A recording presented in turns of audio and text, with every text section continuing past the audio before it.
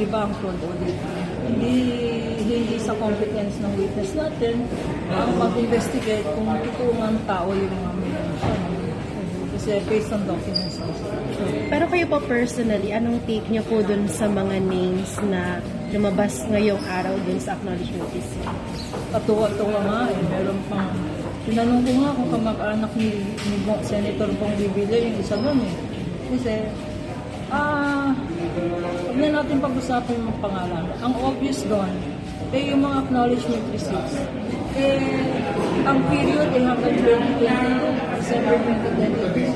Ang sinabit nila ay 2023, 1 year after, no? At mga 40%, more than 40%, 125 million, yung amount na yun.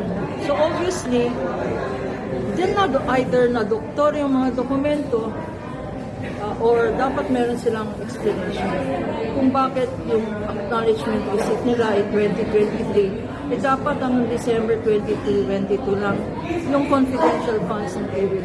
So obvious yun. Maski wag na natin pag-usapan yung mga pangalan. At saka yung mga medicines, 40 million worth. 40 million worth of medicines. Pagkain, grocery, di ba dapat may resibo yun? Last na lang po, expectation niyo po dito sa mga susunod pang araw ng trial with regards to Article 1. Nako, mas ma-excite kayo sa susunod na kabanata. Thank you po, attorney. Thank you.